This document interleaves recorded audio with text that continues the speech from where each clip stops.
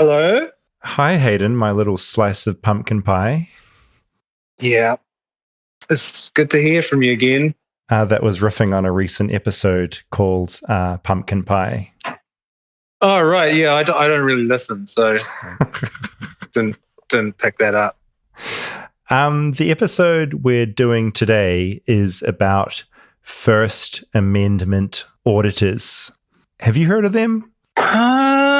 I think I've seen little videos of them. Do they kind of stand in car parks and try to attract police officers and then film their confrontations with them or something? You are amazingly on the mark for something so obscure. I feel a lot of Americans have no idea what they are. Yeah, well, as I would keep mentioning, you guys are inflicting your culture on the rest of the world by force in a whole bunch of different ways. So we, against our will, really know a lot about you. I'm David Farrier, a New Zealander accidentally marooned in America, and I want to figure out what makes this country tick. Now, since I've been here, I've discovered that Americans can be very passionate about certain topics. Leaf blowers, for example, they're very important here. I recently discovered some states have a leaf-sucking truck that drives around, oversized vacuum cleaners just for leaves. It goes on and on. Americans love flying their flags as well. Many of them feel very strongly about their right to have guns and lots of guns. And I also know that Americans are very passionate about the Constitution, first signed on March 4th, 1789. Did you know that, Rob? No, I didn't know the exact day or year. We're all learning. And if you read the Constitution today, you will find the First Amendment, which reads, and I quote, "Congress shall make no law respecting an establishment or religion or prohibiting the free exercise thereof or abridging the freedom of speech or of the press or the right of the people peaceably to assemble and to petition the government for a redress of grievances." Quite a mouthful. Why am I going on about this? What is my point? Well, today's episode is about a certain set of Americans who take the First Amendment very seriously. I'm not talking about lawyers or journalists or religious leaders. I'm talking about a small group of Americans who terrorize other Americans, all in the name of making sure their First Amendment rights are being followed. You may not have heard of this group, but if you have, this episode will probably send a small shiver of horror down your back. So prepare to see the First Amendment like never before, because, and this is a bit of a mouthful, this is the First Amendment audit. Leave that in. This is the First Amendment Auditors episode. We find Vecna, we end this once and for all, together. On December 25th. We have a plan. It's a bit insane. Everyone in? He knows where we are. Watch out! Get ready for one last adventure. We stay true to ourselves. Stay true to our friends, no matter the cost. Found you. Stranger Things, Season 5, Volume 2, begins December 25th, only on Netflix.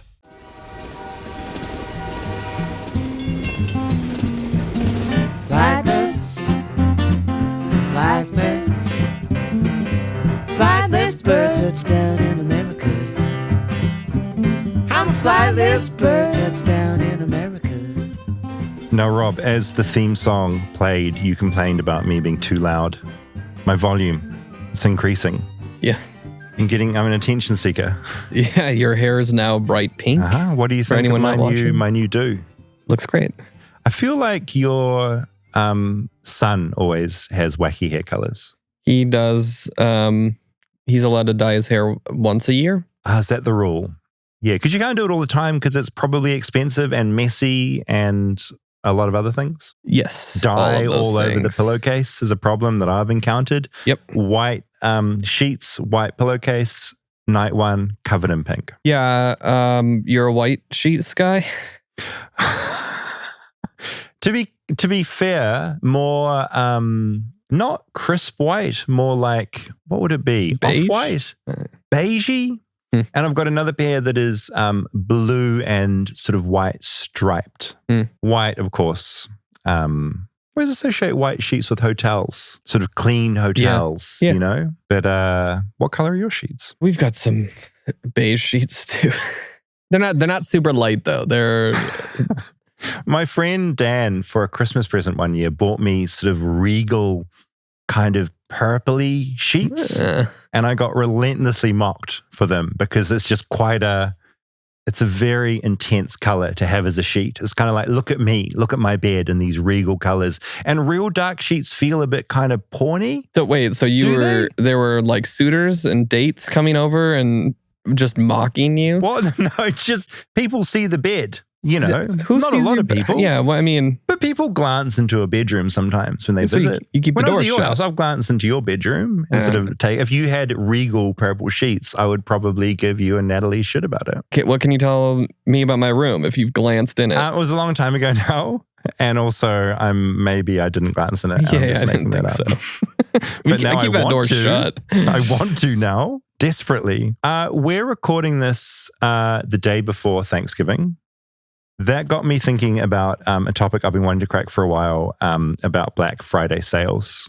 So, quick pitch to anyone listening. I want to know your Black Friday horror story. Yeah. Not necessarily horror, but intense. I want intense stories.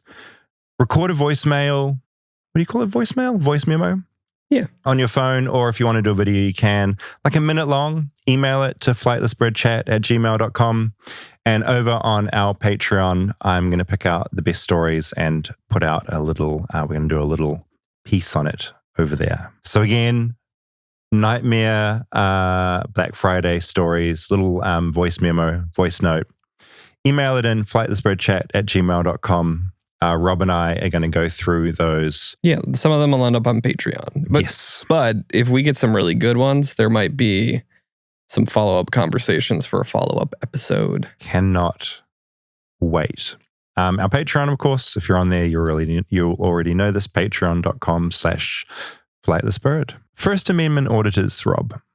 Hayden blew my mind by sort of knowing what they were. Yeah, I had no idea, so I'm very surprised that he knew what they were. Yeah, I mean, we'll get into the doc soon because it's kind of all explained in there, but have you ever noticed when you've been in a public space, like, I don't know if you've been in, a hospital or a library or a police station, just sort of an annoying person with a camera, usually an old school camera that you sort of grip with your hand, not shooting on a phone necessarily, just sort of getting in people's faces. Have you ever noticed that? Never. I don't know. I've never. Interesting. I've never. Is this like, are there certain regions where this is more prominent? All across America. Okay. And these people, as you're about to learn, I would call them incredibly irritating. Mm-hmm. Like, there are irritating people on this planet. I think even podcasters could fall into that realm. And like YouTubers a step worse. And then like documentary makers. Documentary makers, yeah, they float in there. Yeah. They're sort of annoying. I mean, there's probably a fine line between First Amendment auditors and documentary makers. Yeah, they're very fine. I mean, First Amendment auditors think they are doing... Actually, do they? Would they be classified as more conservative or liberal, or does it not fall? Generally, politically, I would say libertarian. That's sort of where they tend to fall. But mostly, I think politically, they could just be described as incredibly fucking annoying. Best way to learn about them? Listen to this. Last month, someone called Julia DM'd me on Instagram saying, "I'm at a loss trying to help my mum." I gave her my email address and we went back and forth, and then we had a call. She had a story she wanted to tell, not about her, but about her mum. My name's Julia. I'm based in New Jersey, but I work in Manhattan, so close to the city. I work in advertising. I've been doing that for about 7 years now. I'm originally from New Hampshire, and that's where my mom still is, and my parents and brother still are. Julia is close to her family, which brings us to her mum, Betsy. So currently she has 3 jobs. She has for most of my life. Both my parents have always been multiple job, blue collar people. She For the past 20-ish years, she's been a realtor. When she got into real estate, she also started working part-time for local libraries. And she started working at the high school library when I was in high school. Then that's how she got her way into working at my middle school as a secretary. She left the library job a couple of towns over and went to the one that she's at now in 2017. In short, Julia says that libraries are her mum's happy place. She likes the calm, and then she can also curl up with the book while she's getting paid to do it. So while Betsy has 3 jobs to make ends meet, the library job is the fun job. Well, it has been until recently.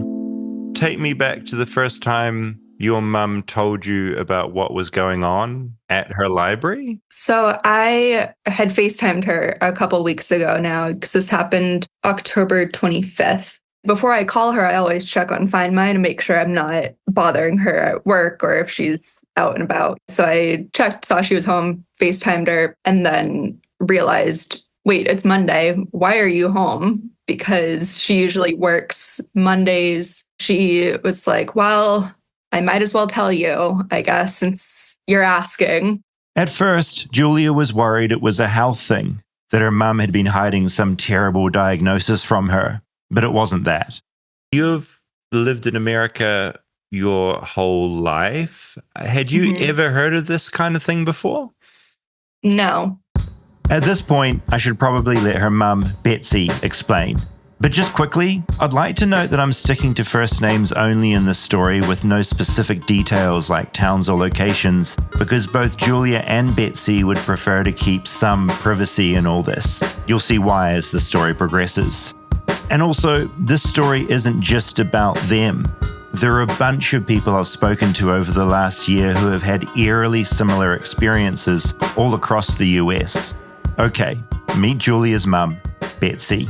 My first job when I was 15 was in my local library. It's always been an environment that I enjoyed and was drawn to. Books have always been important to me. I was an English major in college. In my work at the libraries, and I work now at 3 of them, the most important thing to me about them is they're a community resource. They're a resource for kids, for families, for the elderly, for retired people. It just really brings people together, and it's just generally a very enjoyable environment. It's a gathering place. It's a safe place. At least I thought so. And that brings us to the incident.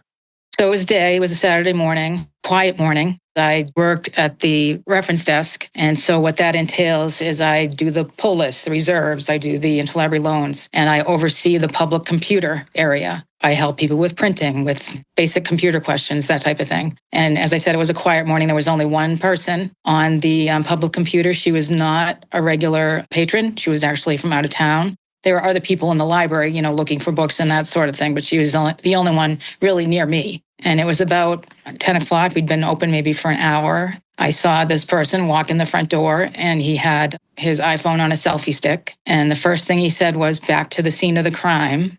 Quite weird words to hear out of the blue. And begging the question, what crime exactly?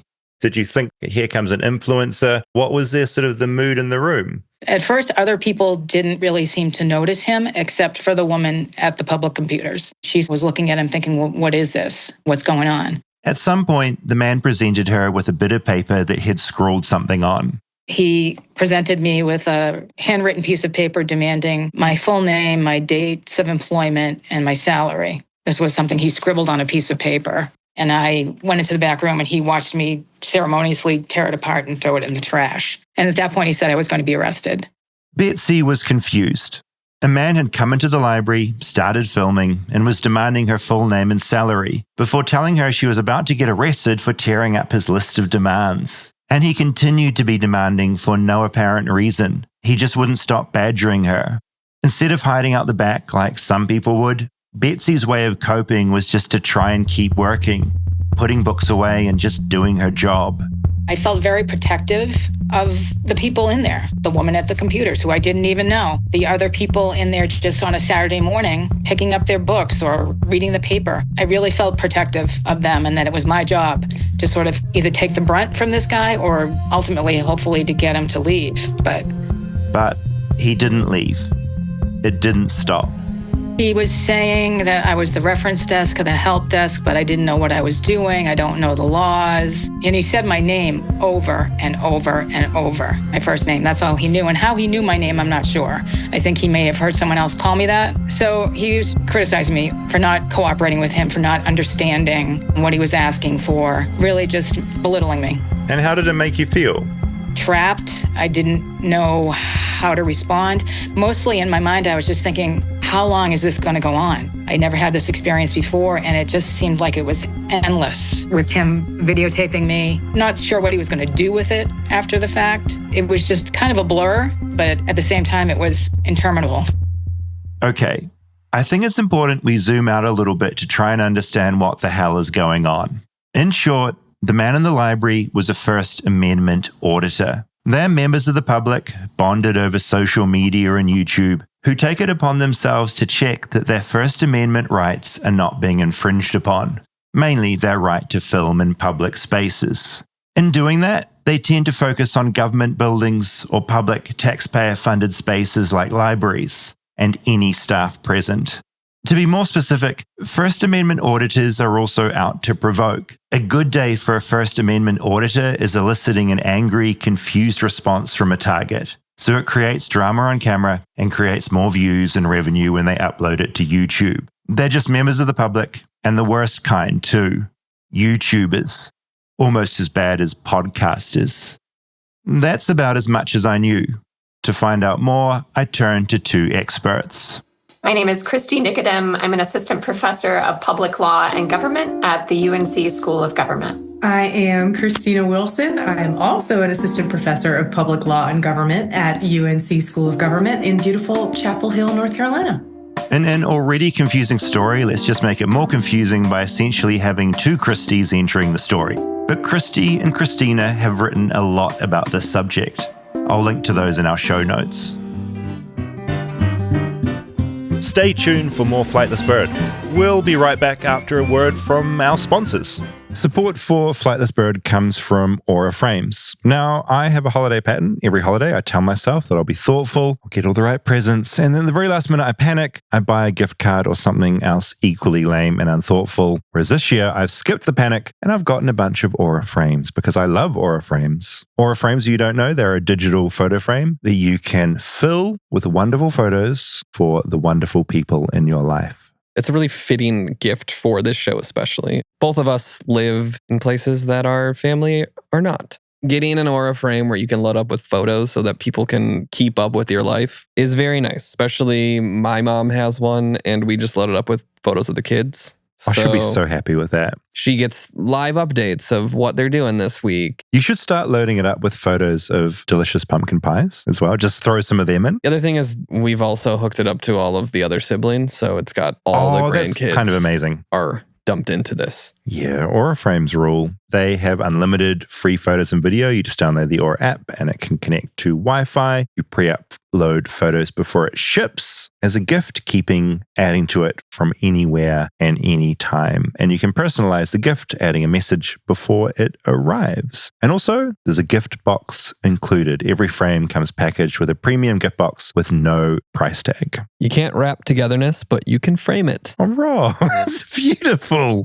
For a limited time, save on the perfect gift by visiting auraframes.com to get $35 off Aura's best-selling Carver matte frames, named #1 by Wirecutter by using promo code BIRD at checkout. That's auraframes.com, promo code BIRD. This deal is exclusive to listeners of this show, and frames sell out fast, so make sure you order yours now to get it in time for the holidays. Support the show by mentioning us at checkout. Terms and conditions apply. Support for Flightless Bird comes from Naked Wines. Now, I know you're not a huge alcohol guy, Rob, but I love a wine, and I'm very excited to have Naked Wines on board as a sponsor because, as well as loving wines, I also don't really know a lot about them, and I like to be told what is good. I also like to go to a place that I know what I'm getting is going to be good, and that's where Naked Wines comes in. They also make great gifts. As a non-drinker, if we go to a dinner with some friends, you got to bring a bottle of wine.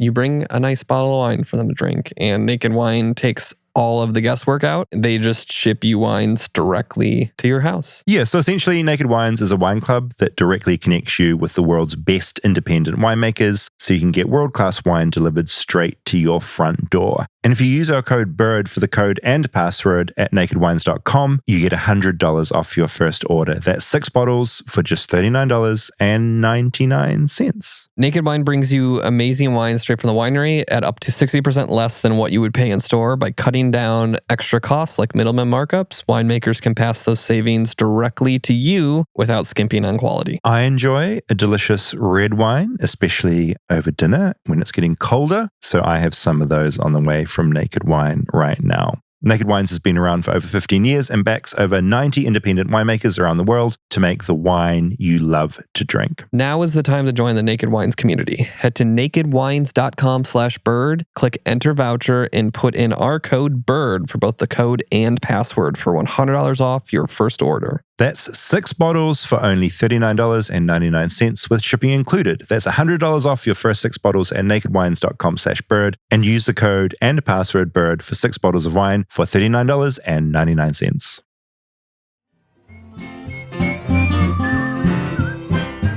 How did you both land on First Amendment auditors? Or I'm even sort of wondering when you first even heard about them, because everyone I've spoken to recently, you know, amongst friends and colleagues, never heard of them. It feels like as you either know or you don't know. Yeah, we each started getting a number of phone calls and emails from local government employees asking how they were supposed to respond to First Amendment auditors. They wanted to make sure that they were complying with people's First Amendment rights, but we're also encountering situations where employees were being harassed in some cases or cyberbullied online in response to YouTube videos that were getting posted. And so a lot of local governments were trying to figure out where are the boundaries? What are we allowed to do with respect to how we restrict these folks from filming without violating their First Amendment rights, but also protecting employees from harassment. Of course, I found myself wondering where all this began. And it turns out it's been going on for a while now. First Amendment auditors have been around for decades.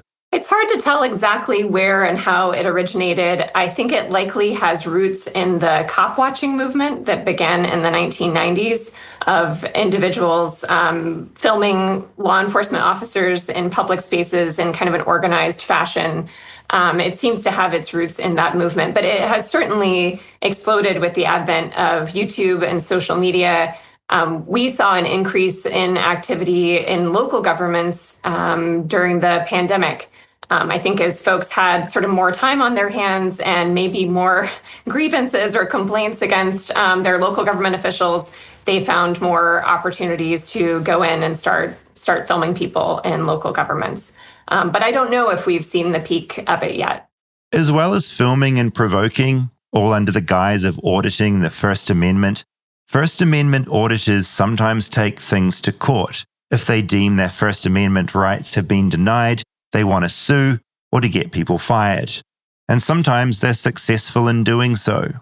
Well, we know that a number of courts around the country, including U.S. Circuit Courts of Appeals, have found that there is a First Amendment right to film government officials performing their duties in public spaces. Now, the courts have sometimes framed that right differently, whether there's a right to film matters of public interest more generally, or whether it's a very specific right to film certain types of government officials like police officers in traditional public forums. We've had courts come out different ways on that. But what we do know is that there's a very clear trend of courts recognizing that this is a protected First Amendment right.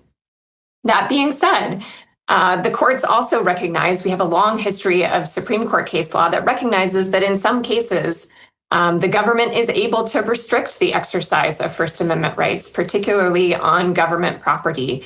And so there's this balancing test that the courts do, sort of weighing the interest of the individual citizen and their ability to exercise their First Amendment rights, in this case, their right to film or record a public official or government employee, weighing that interest against the government's interest And the government's interest might vary depending on the space. Maybe the government has an interest in protecting their employees from harassment or in providing a safe and efficient workspace. But there's a balancing test, essentially, that the courts do to determine whether and when the government is able to restrict that First Amendment right of filming public officials. Kristi's colleague Kristina jumps in here, noting that one of the biggest misconceptions is that the ability for an American to physically be in a public space doesn't always mean unfettered First Amendment rights attached. That's just not the way the law works. This is the stuff First Amendment auditors tend to forget. Think about a courtroom, right? If you're to go into a courtroom, that's public. You go through a metal detector, you can attend a trial. Most of those are open to the public. If being there meant that you had an unfettered right to interject and speak, well, we're not getting any trials done. And even if we do manage to muddle through a trial, we're certainly not protecting someone's right to a fair and objective proceeding. So that premise, I think, is sort of where a lot of the misunderstanding starts. A lot of this comes down to what restrictions the local government has put in place from the outset. So do they have some sort of policy or ordinance that does restrict filming in a particular space, like the library, for example? If they do, then it's going to be easier for them to enforce that ordinance or that policy when the filming actually occurs. And if someone refuses to leave at that point, that's arguably a trespass, right? Which is a criminal activity, and law enforcement could be involved at that point in asking the person to leave.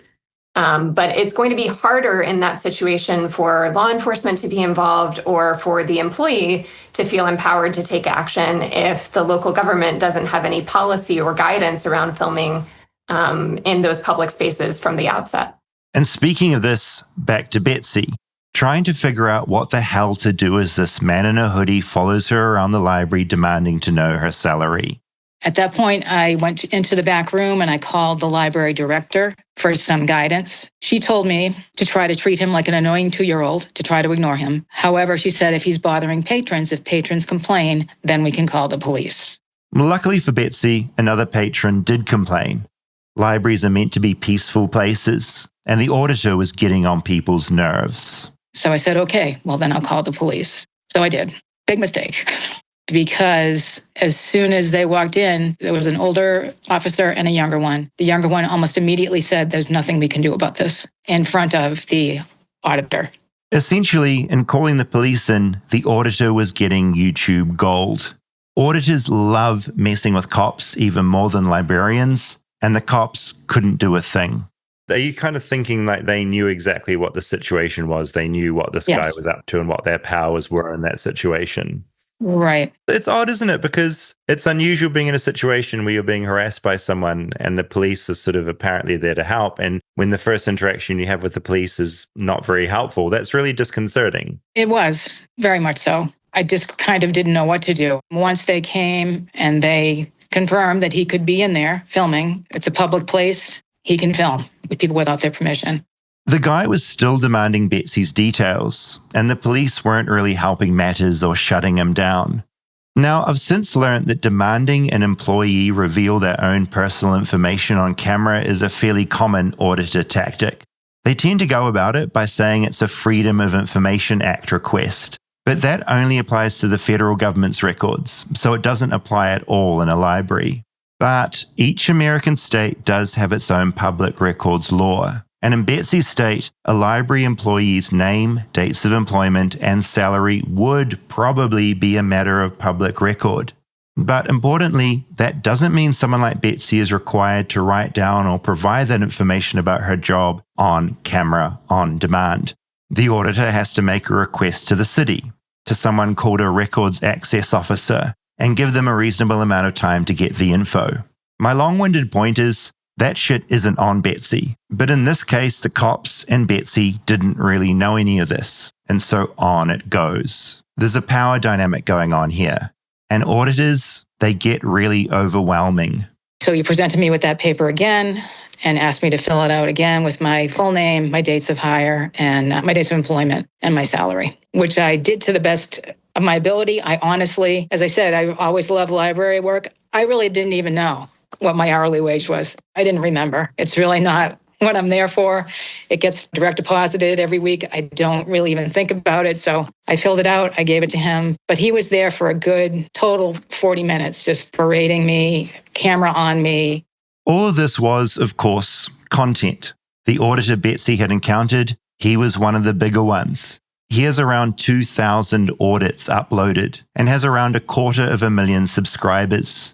He doesn't even live in Betsy's town. He's traveled for this. I do a background check on him, and he pled guilty in 2020 to 2 counts of unarmed robbery and witness intimidation and 1 count of armed assault to rob. Watching the video he uploaded of Betsy, I feel angry. I sort of want to slap him. He's just so fucking annoying. Betsy, do some work today, he says, demanding she answers his questions quickly. None of your business, he says snidely as she queries something he said. Do work, servant, he tells Betsy, the librarian who has 3 jobs and just didn't really need any of this shit today. And what was the feeling when you realized that was online and there were people commenting and the aftermath of that? What was that experience like? Horrifying, because as soon as he left the building, I watched him outside. He was still videotaping himself. I haven't watched the whole video, so I'm not sure what he was saying at that point, but he was out there for like another good 10 minutes. And then I, shortly after that, got a phone call at the desk I was working at from another person, I don't know who it was, saying that the video was now posted on YouTube and it was getting, a lot of views. He said to expect a lot of phone calls in the days to come, that eventually those phone calls would taper off. But the implication was that all hell was about to break loose because this was going to be posted. So essentially, you were getting calls from other auditors who had seen this video on the internet? I presume, or just his followers, whoever they were. Yeah. That was actually the library getting the calls, and they were going to the director's voicemail. She wasn't there that day. So they were just forwarding all those to her voicemail. As you know, I had a family member very versed in technical things, YouTube, so she immediately went onto YouTube and started to download the comments, and it was just frightening. The animosity and the whole experience was just demeaning and degrading, and I felt targeted for no reason. I don't know this person. He didn't know me, but it felt very personal and very intentional that he was going to make my life a living hell. Under the video the auditor uploaded, there's just a sea of other auditors and fans weighing in. Wow, old Betsy is one vile, nasty, rude individual. She needs to be canned, said one. Betsy is a lazy, arrogant, rude, disrespectful, ignorant woman. She needs to be fired immediately for her actions. We do not need people like her working for us and taking our tax money. It goes on. Poor Betsy, she's not very bright. Get Betsy out of there, she should be fired. Betsy belongs behind bars for at least a couple of years. I read all of this stuff. 822 comments, just like Betsy and her daughter did. Some people who like him or like First Amendment auditors, it seems, have commented things like, you just post clickbait or do these one-off things and then there's no follow through. Is she actually arrested? Has she been fired?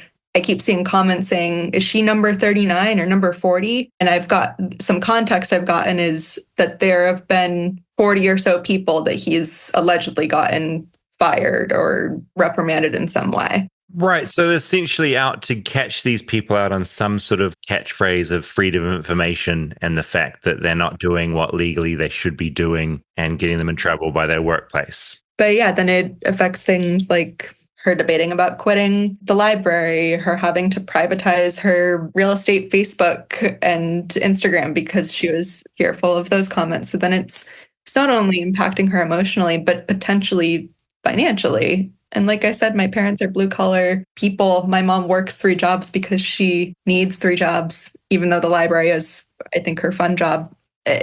Short interaction turned her whole world upside down. While I've been processing all of this over the past couple of weeks, I kept thinking, like, this is just so American, at least in the current America. It's absurd on its own, but to think about this happening maybe like 10, 15 years ago seems even more absurd to me. It's a different America than the one that I grew up in. And I think that my mom also grew up in and spent most of her adult life in. It's crazy. With all the crazy shit going on in the world, I think the group that we need to really target are librarians. They're the ones Yeah. we need to harass. Oh, I never trusted librarians. Always dicey, always up to something. You know, what are they doing behind the desk? Yeah, those books that they pocket people for free. How dare they? When things like this happen online and blow up, it feels like a whirlwind. And this whirlwind wasn't over yet. I was on my way home thinking, wow, I haven't heard anything about that in a few days. Of course, I had been checking the YouTube video to see how many views and comments it had been getting, but I hadn't heard anything from my parents about it. So I was cooking dinner, and then my dad called, and I thought he just maybe wanted to catch up. And he was like, oh, you haven't heard. The detective, the older policeman who showed up to the library for your mom a couple of weeks ago, he went to the school today to talk to her and tell her that he got the video taken down. And I said, oh, great. And he said, well, not really, because then the guy turned around and re-uploaded the video a couple hours later and added a part where he's talking about mom directly and puts her first and last name and wage and years of employment like he asked for because he got the record. Fuck. Yeah, exactly. Fuck. It's even more explicitly targeting. Whole new round of calls started at the library, demanding I be fired, expletives flying. And that's when I knew that he edited the video, put it back up. But this time he put my full legal name and the information, my dates of employment and my hourly wage. So now my name is out there. Anyone can find me. So that was about a week ago. And again, I just sort of walk around with this feeling like I don't know who's around me. I don't know if people are tracking down my address. It's very unsettling. Yeah, no, it's very exposing and violating. It's a violation of your privacy, you know? Right. And for no reason. None. I think back to where all this started. Betsy's daughter DMing me saying, I'm at a loss trying to help my mum. I wondered if there was any help available. I went back to the experts, Kristi and Kristina from the UNC School of Government. Is there any action someone can take who feels like they're being targeted and they're being bullied both in person and online? You know, these YouTube videos often contain their name and details and they feel their privacy has been violated. What kind of actions can people take post-audit, or is there nothing they can really do? I would say for individual government employees, talk to your local government attorney, right? Your county attorney, your city attorney. Talk about whether it's possible for the city or the county, the local government to have some sort of a policy in place that does restrict filming in some areas. It's not going to be possible in all areas of public property, but it might be possible in the library, for example, or in City Hall. There might be some spaces where that local government attorney can assess the law and figure out that it's actually reasonable to restrict filming or photography in certain places. So that's the first step that I think I would recommend. Policies are definitely a wonderful first step. I do think encouraging training on the topic as well, on whatever policy we do adopt, and then on these different contours of the First Amendment.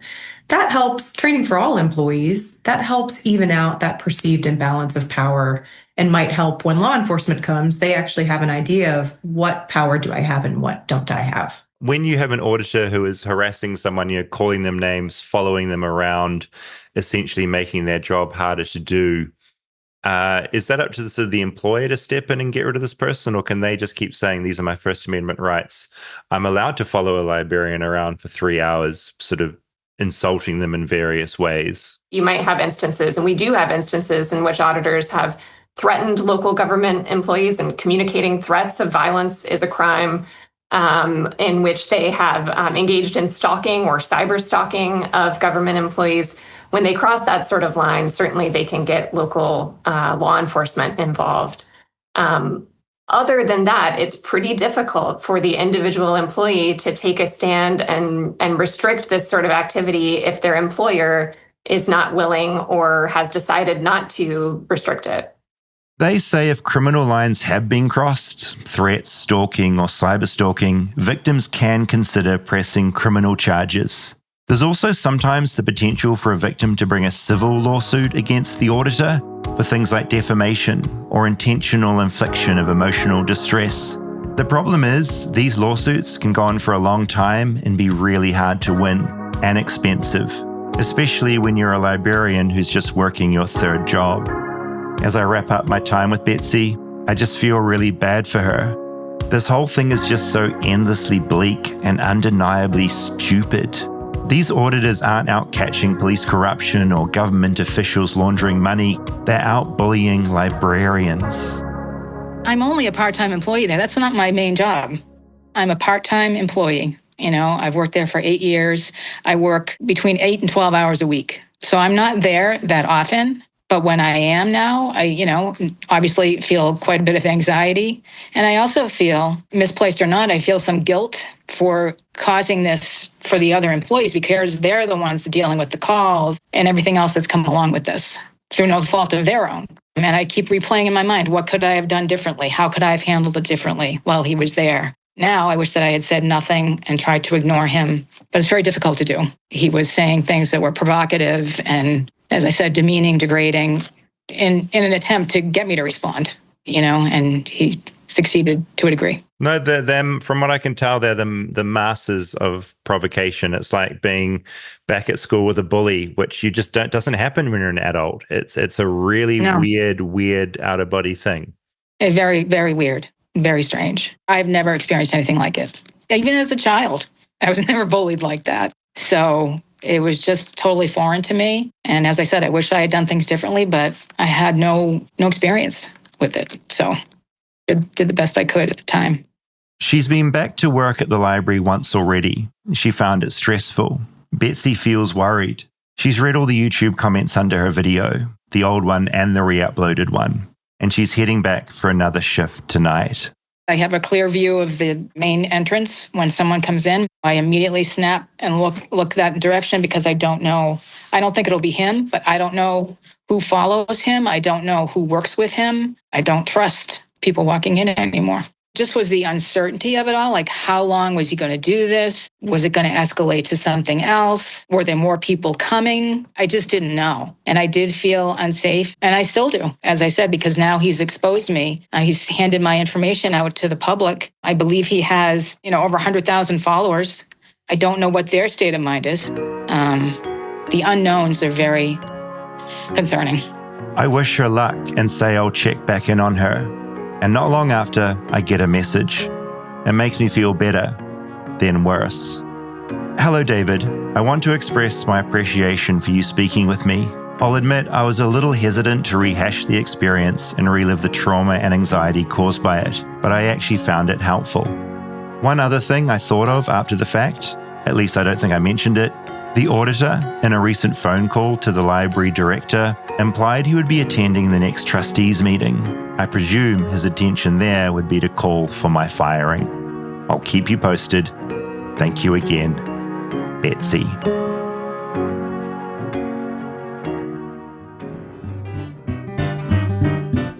Stay tuned for more Flightless Bird. We'll be right back after a word from our sponsors.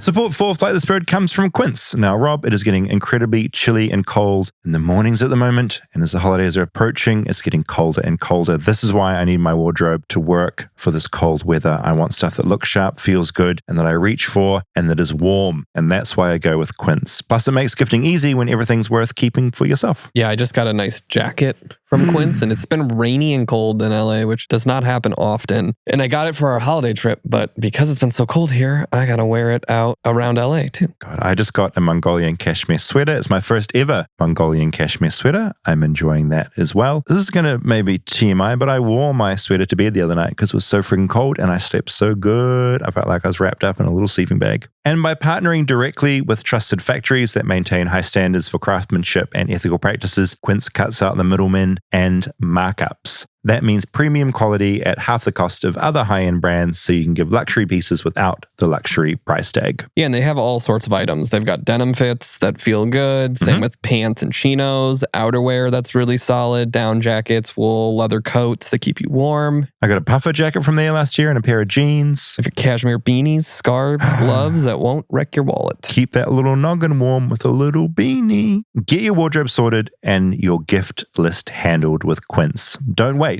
Go to quince.com/bird for free shipping on your first order and 365-day returns. Now available in Canada too. That's QUINCE.com/bird. Free shipping and 365-day returns. Quince.com/bird.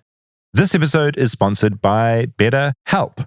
Now, the holidays are a time of traditions, and my birthday, which is also a tradition. Some people have many people in their family, and some have none or are just beginning their own. Now's the time to reflect on what they mean to you, or rewrite those traditions and make up your own, like perfecting a new hot chocolate recipe for the kids or continuing your great aunt's sweet potato pie recipe. Incorporating therapy into your new or existing traditions can help ensure that you take time for yourself during what can be a very joyful, but sometimes incredibly hectic and lonely time of the year. Yeah, and also, even if you're not lonely, seeing family can be very turbulent. So making sure you have the right tools to go into the holidays with clarity can help calm the chaos. Yeah, preferably you want to come out of the holiday season in an even better position with your family than going in. And I think therapy can be a very good tool for that. BetterHelp has therapists working according to a strict code of conduct and are fully licensed in the United States. BetterHelp does the initial matching work for you so you can focus on your therapy goals. There's a short questionnaire which helps identify your needs and preferences, and 12 plus years of experience and industry-leading match fulfillment rates mean they typically get it right the first time. And if you aren't happy with your match, you can just swap to a different therapist at any time from their tailored recommendations. So this December, start a new tradition by taking care of you. Our listeners get 10% off at betterhelp.com/bird. That's betterhelp.com/bird. Hello, I'm Diane Morgan. If you know who I am, you know who I am. If you don't, who cares? I'm here to explain Italian Time, a holiday phenomenon where Italians throw away their clocks and gather for eternity with San Pellegrino. I've been at this party so long that I've eaten 5 courses, hugged someone's grandma twice, and been offered a job in the family restaurant. So this holiday season, make sure to bring enough San Pellegrino to last you through the meal, the after meal, and the entire goodbye ritual. San Pellegrino, holiday on Italian Time. Back to the scene of the crime. He would have thought that was the coolest thing in the world to open with as he walked into the library. It's I love crazy. the idea of these people just saying random catchphrases everywhere they go. Just walking in like any establishment. Nonsensical. Yeah. Walks into a Starbucks. Takes 2 to tango. There is that. It'll be built into that. I mean, he's got 100,000 people following him, that guy. And he will have those catchphrases. Like, he'll give them stuff that his audience likes. Maybe that's how we grow our show.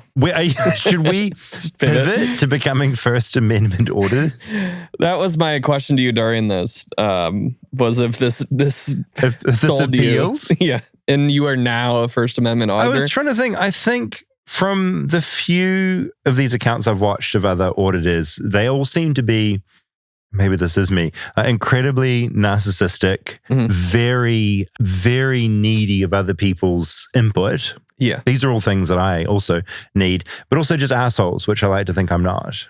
Yeah. Also, you raised this, and I got nervous when I was voicing this story.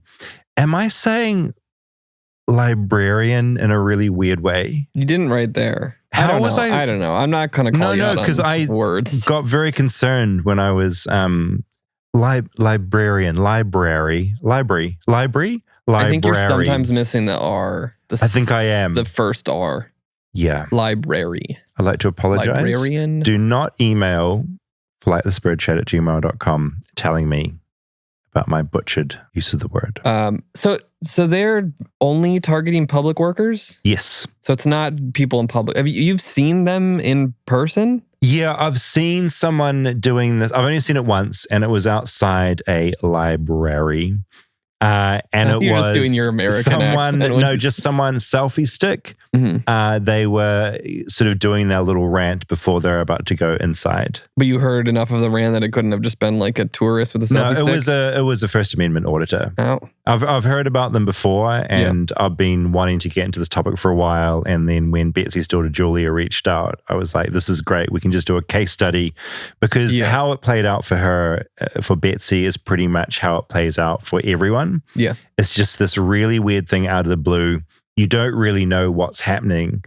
And then because they're so sure of themselves and they're using like official words like this is confidence. The level of confidence is so high, the power dynamic gets out of whack, and they kind of think, oh God, I maybe have to do this for some reason. Well, that's what's crazy. One, targeting public workers, which are like the best of what the US has, of like people that just want to be of service for normally not a lot of pay. Completely. So fuck them for that. For targeting people like that. 100%. But how powerless the police seem to be, of just like, I don't want to deal with this. I don't know. That's like the opposite of what I imagine. No, there's this catch-22, because if you call the police, and as those lawyers said, if the state doesn't have specific laws about this stuff, the police aren't empowered to do anything, or the cops are just too stupid and don't know what to do. And then there's a double whammy of the auditor. It's like Christmas. Because suddenly they've got a distressed librarian, their boss, and then the cops come in. And I think the fear from some of the police is if they tell that person to turn their phone off and stop filming, then boom, First Amendment rights have been stifled. And then they go up to the cops, and the cops don't need this in their friggin' day either. Yeah, it's just so like, it's just so pointless. Like what they're mad at Betsy about was that she didn't just willingly give all of her information to a stranger and was like, I don't know what I'm supposed to do in this situation. Yeah. That's it. That's what people are calling for her being fired for. That's it. And the thing is, you could think this is one lunatic, but going through those comments on his YouTube channel, and you know what, Flightless Bird, we've got, 7,000 subscribers. This guy has 100,000 subscribers. From what I could tell, not bots, really passionate about what he does. And the idea, they just have this idea of public servants being servants. It's like they were raised wrong, and they think that these people that are taking our tax dollars, they are there to serve me. And if they dare shut down my filming or my questioning, he called her servant at one point. Like there's also a balance of like sexism there. Auditors are mostly men. They're going up to females. There's that element as well. They're like weird secret shoppers. Do you know about secret shoppers? Vaguely. It's like they're sent in by the store to check that. Yeah, like corporate will send a secret shopper to check the employees. Yeah, it is like what that. they're supposed to, but instead, like, it's coming from, some deranged idiot member of the public YouTuber that thinks that this is what they're owed because they're a taxpayer. And there's the other side of it, because First Amendment, obviously, and you were giving me shit before about like documentary and that kind of thing and journalism, but obviously the First Amendment, it's really important. We should be able to document public servants. Right. Yeah. Like if someone's doing something wrong. Well, yeah, you think of police brutality, for instance, right? Yeah. Great. We should catch that, and we should hold people accountable. I'd argue there's a big difference between filming a cop choking someone out on the ground and walking into the library where someone's stacking shelves and being like, hey, Betsy, give me all this or I'm going to get you fired. It almost seems like it's them mocking that. Yeah, like they're taking the piss. Yeah. Except they're not. Dead serious. Or like the idea of it was someone mocking it, of like, oh, you're going to film police brutality, then I'm going to film every librarian. And then it got out of control. And then some people weren't in on the joke, and then they decided. I wish that was right. I just think there's enough people around that have this entitlement in them that anyone taking our taxpayer dollars is my property. That's what the thought kind of is. And are they going to police stations and harassing police officers, or it's mostly they're targeting vulnerable people that don't know better? Which then, like, the whole point of that then is meaning, like, go do that to a mayor or a governor if you really want to, like, have someone held accountable. And completely. I also think they're cowards. I don't think they'd walk into a courthouse or into a police station headquarters. Yeah. They'll start somewhere like a library, and then if the police come in, then it just is like a little bonus for them, but they feel like they've already got so much content already. Yeah. If the police tell them to back off, then they sort of will. It's like they've got that 20-minute clip. The weird YouTube follower aspect and viewer aspect of this makes it even weirder. Yeah, well, he's empowered. He's making money off this. I should add, he has merch. So he has a brand, like Flightless Bird sells some t-shirts. He's got a group that he works with of other auditors. Mm-hmm. They've got a logo. People are buying his t-shirts being like, yeah, our hero. Go and like give shit to another person working in a library. He's just kind of like a conservative influencer. It's sort of definitely more right-leaning, all about like libertarian, like just wants his personal rights, making sure that they're not being violated in any way. Like for the people is kind of their driving force, except no one gives a shit about any of this. It's like, in theory, what they're doing should be a good thing. Like it's important we're allowed to document things in public spaces and hold elected officials to account and people there that are doing a job for us. They just take it into the worst possible corner of what that could ever mean. Yeah, well, it's very like trolly, and trolly's the word. And that's what they are. They're it's like the worst troll you've seen online who's giving you shit on Instagram. It's just he's come out of the computer and he's in real life. He's popped out and he's kind of more of an ugly personality than you ever expect, and he's chasing your mum at her job. Like that's what it is.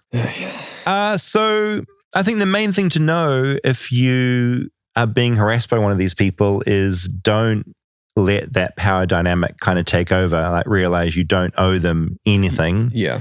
Realize that they're purely harassing you for content.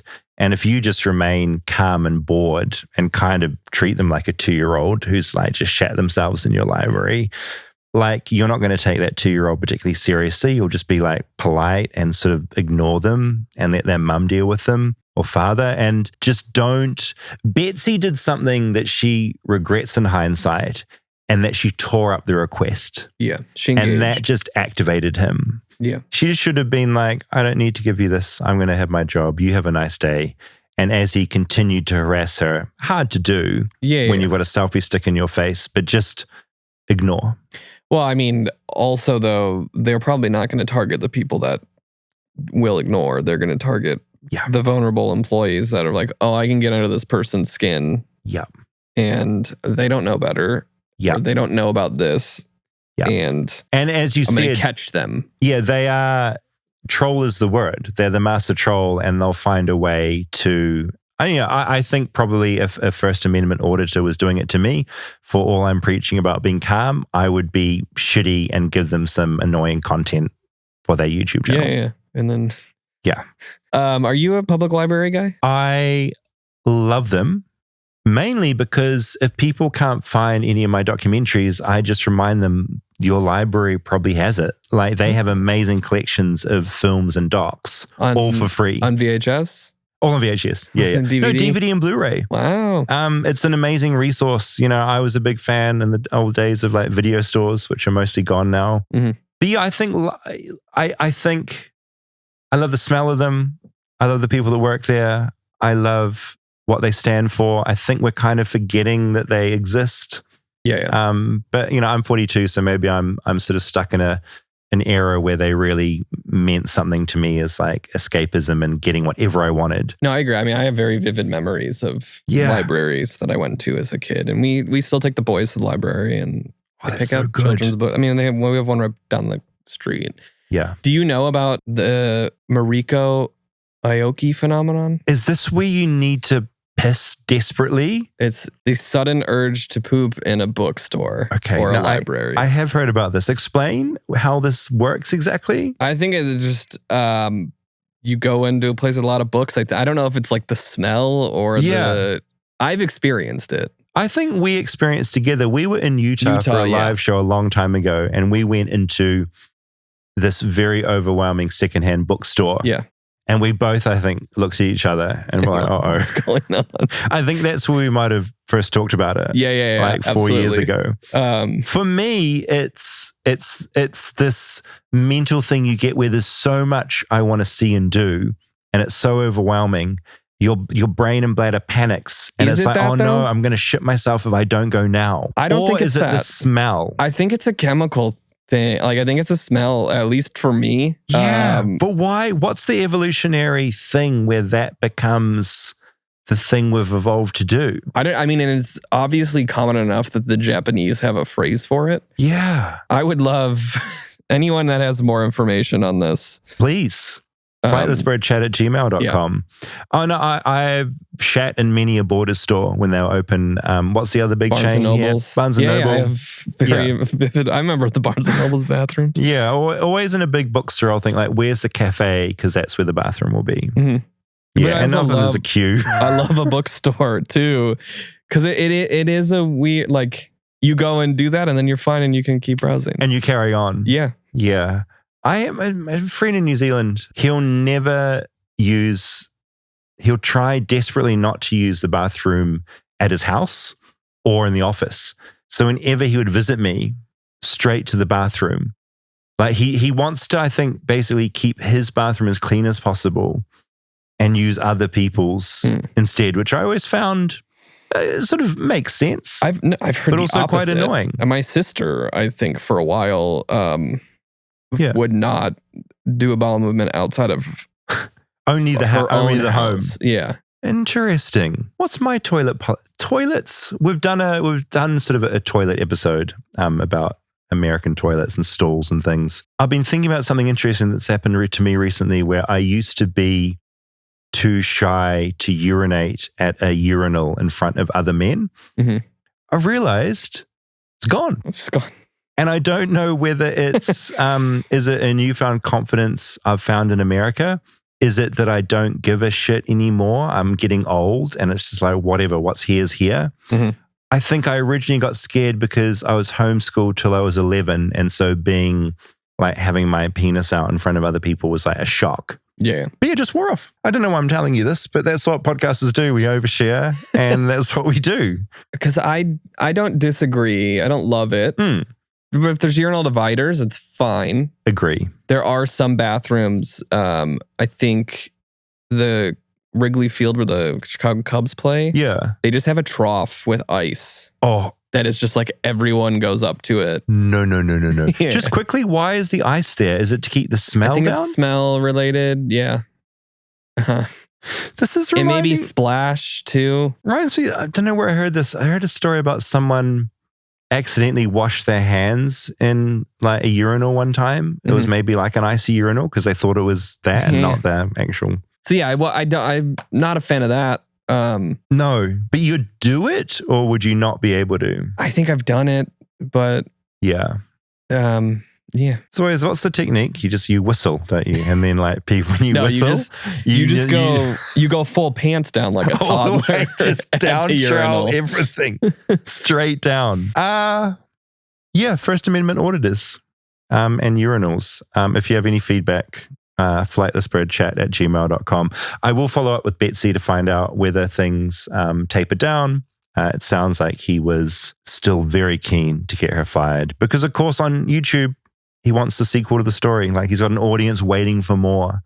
They want heads. So it's petty. So dumb. So petty and dumb. Like, because this woman didn't abide by what he wanted when he walked in there. He wants her to lose her job. Yeah, and like, on what level of human? Like, why? How do you end up being that much of a shithead? Yeah, maybe reach out to him for an interview. Oh, fuck. Jesus. I never want to run into that man in my life. Some people are just like... Not worth trying to hear their perspective. Yeah, they're like the idea of getting the other side. There are some people don't need the other side of that. Yeah. We understand what you're doing. Okay, feedback. Mary had some thoughts on pumpkin pies. I was born and raised in the US and moved to New Zealand in 1995. The longer I've lived in New Zealand, the more stuff about the US I forget or has changed since I lived there. And I think the same is happening to you, David, with respect to New Zealand already. For example, with regard to your pumpkin pie episode, you said pumpkin really isn't a thing in New Zealand, but it has been extremely common, at least since I moved here in 95. It's just generally in soups or salads or served roasted with other vegetables. To that, I would say I agree with you, Mary. We do, to be clear, we do have pumpkins in New Zealand. We roast them, bits of pumpkins in salad. More just thinking of the pumpkin pie and the filling that your mother was pouring into, like what you talked about. What did you call it? Pumpkin paste or something? Puree. We don't. I might be speaking out of tune here. Yeah, I mean, I don't think we have pumpkin puree in New Zealand because we're not making pumpkin pies. Yeah, you did tell me that you didn't think you had pumpkins though either. Oh yeah, that was me maybe pushing reality a little bit for fun. Yeah, okay. You also said that pies in New Zealand are almost always savory, but you've clearly forgotten about fruit mince pies served at Christmas. Do you have those in America? Fruit mince pie? Yes. Like a fruit pie? A fruit pie. Yeah, we got fruit pie. So I also acknowledge we have those, but very rare. I mean... Well, I think your main point was that when you say pie, you think savory. Not that exactly sweet ones don't exist. Exactly. Caroline said, I just had to write to add to the pie confusion. I grew up in the Caribbean. When I hear pie, I immediately think of carbs and cheese, not meat or fruit. I think in America, the closest equivalent would be a casserole. I think that's a good way to describe it to Americans. Casserole in pastry. That is what I think about when I think pie. Macaroni pie, says Caroline, was a big favorite of mine as a child. Basically a baked mac and cheese. Fuck, that sounds good. That does sound good. God, I love mac and cheese. I do. I usually for Christmas make a mac and cheese. God, I'm hungry now. A 5-cheese mac and cheese with a breadcrumb crumble and bacon on top. Did your mum make those? Nope. Another one I enjoyed in the Caribbean was potato pie. I just wanted to add another category. Enjoy the podcast. I feel like this is getting a little bit like sandwiches. Yeah, our definitions are getting blurred. We're like, I mean, pizza pie. Yeah. We're going to throw deep dish pizza exactly in the mix here because that's a savory pie. Like a lot of things in life, it's not black and white, is it? No. Gray. And that's where Flightless Bird likes to play. Ali, I'm very behind on episodes, and I was just listening to the Kanye Squad episode. So I would say you were very behind. Yeah, a couple months. Like, what the fuck have you been doing? How good? It's funny. There are people that feedback does sometimes come in like 3 weeks behind. Yeah. I'm just thinking all the podcasts I listen to, I think it's week of release. But I guess I'm not. It's just a funny thing. I just can't imagine being 3 weeks behind. I'm not giving you slack if you are. It's just you probably have a busier life than me. I can imagine doing amazing on a things. Show that's always on that like it snowballs a little bit when you get behind. True. I can't believe people have better things to do than listen to this every week. Okay, anyway, David, you told a story about a friend who backed up the toilet after a one-night stand and had to use a bread bag to get it out. This is an urban legend. Another podcast I listened to called Normal Gossip did a whole episode trying to track down the origin of the story. So many people have a friend of a friend that this had happened to. The details change depending on country. For example, in America, it's usually a Ziploc bag. And in the UK, they put the poo in Tupperware. Just had to share this with you. I think it's very important. And I agree. Wait, so you don't have a friend this happened to? Well, no. A friend told me that this happened to them. Okay. And I am now going to go back to them and say, were you just telling me sort of a made up story that you had heard somewhere else? Have I misremembered it? And she had told me a friend had done that. But like essentially, you need to call them right now. They're going to be asleep because they're in London. And I also don't want to. They have better things to do. I think you need to record that conversation though. I agree. So I will call, record it, and we'll put it on Patreon. And I'll say, this is going on the podcast. Remember that time you took a shit and the toilet blocked? All right, we'll go to Patreon to see what they say. Okay, Alex, long-time listener, first-time caller, Spaceman Barry sucked me in. I'm from Scotland. In regards to David and fellow New Zealanders cringing when they hear Kiwi accents in TV shows and films, I think it's quite common for Scottish people to feel the same way. I know I do. There are a lot of bad fake Scottish accents out there, but even when it's genuine, it can just sound really wrong and cringy in movies. I don't know why. I think Scotland, another small place like New Zealand. These small places, I think, have shyness. The small poppy syndrome. Small poppy. Sarah, we talked about Nordstrom at some point, that big sort of department store. Mm-hmm. This is one of these emails that my imagination goes wild. Someone just told me, this also sounds like an urban myth. Someone just told me the story earlier today. Her husband was part of it in the 1960s, part of it being part of Nordstrom. Short story of the somewhat longer story is that they had glass cages with real monkeys in the children's shoe department, which I can sort of imagine being a thing back in the old days. In a store, they put a monkey in the window. In the children's section, the kids come in and they go, wow, it's a monkey. Yeah. I mean, clearly an awful thing to do, but they had a party one night and somehow the monkeys got beer and it was not great. And the janitor quit. He was so upset. There's more, but that's enough for an email.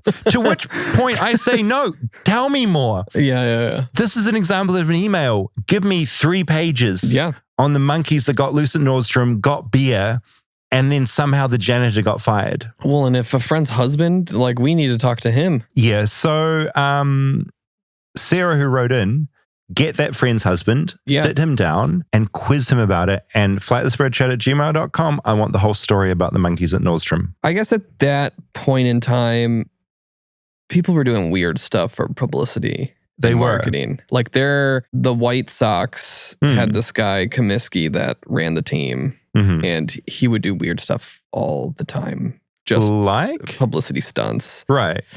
The one I remember most was that he signed a little person to the team, put him up to bat. Oh, it's like a gimmick. As a gimmick, but also because your strike zone is based on your body proportions. Oh, so it would make it much harder for the pitcher. Yeah, and it was 4 straight pitches were a walk.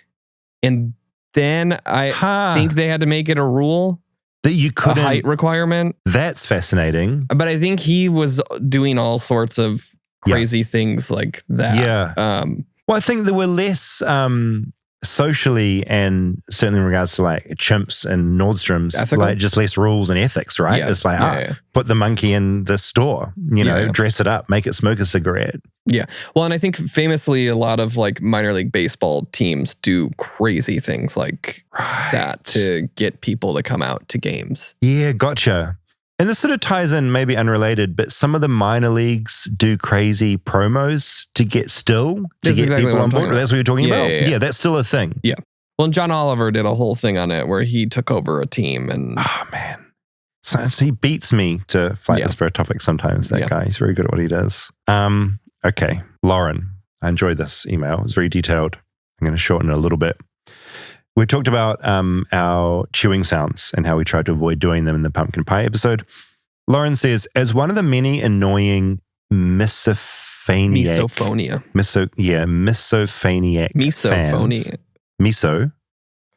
But she says Misophoniac fans. Yes. Yeah. That's the word. Thank you. Of your podcast who probably left a comment about chewing on mic. Thank you for eating off mic for the pumpkin pie episode. You mentioned on the air it being a quirk or preference, but there's actually a real science about how sound activates a different part of the brain near the aggression center. A cross-wiring occurs. There's similar research around the origins of foot fetishes. That's where I perked up because over on a Patreon, there's an album of my feet, which is getting a lot of traffic. Because my feet are... you walk everywhere. I walk everywhere. Lots of foot traffic. God, you're insufferable. Okay, so since childhood, I've had inexplicable rage set off with eating sounds. So the aggression center in Lauren's brain is it hit hard when she hears the chewing. So she feels mad. I've long learned to remove myself discreetly from situations where I feel the rage bubbling up. As a New Zealand example, my bestie of almost 30 years and I did a road trip from Auckland to Milford Sound and back in 11 days. We didn't have time for sit-down meals, but she's always someone who has set me off in close quarters despite being a polite eater. So come lunchtime, I'd always pull over and say we should eat our sandwiches while pacing around the car to stretch our legs. Really, I just didn't want to start road raging. and drive us off a cliff before we got to Hobbiton. Another horror, I used to be a dialogue editor for film. One scene I worked on haunts me to this day, a quiet scene of two people eating soup. It was so excruciating listening to their fucking slurping and so rage-inducing while I was at work, I literally had to edit the scene on mute by working visually on the waveforms. I just really enjoyed that explanation. Yeah, people's specific, it's not phobias, but quirks and yeah things. Because there's another one too where there's like a fear of holes. Rosabelle has that. Yeah, too many holes to like clustered together. Yeah. I'll send her photos of pieces of pumice or a sponge and she wants to vomit. Yeah. So I'll sometimes send that to her with the time zone difference so she'll have it sitting there when she wakes up. So she'll just have this whole thing. Yeah, That's fascinating. It's pretty trolly, David. One more step towards being a First Amendment auditor, the joy taken. Humans are fascinating. Yeah, and it's also that thing where, I mean, I always do, and I think a lot of us do this, defaulting to think our experience of the world is kind of it. Mm-hmm. And obviously it's not. But you hear stuff like that and you're like, holy shit, like what? Holy shit. Oh. Okay, that's it. That's the feedback I selected. If you have any feedback and you want to send in those nightmare Black Friday sale stories, flightlessbirdchat@gmail.com. See you over on Patreon for bonus stuff at patreon.com/flightlessbird. And have a wonderful rest of the week. We'll see you soon. Yeah, and here's a preview of that bonus episode.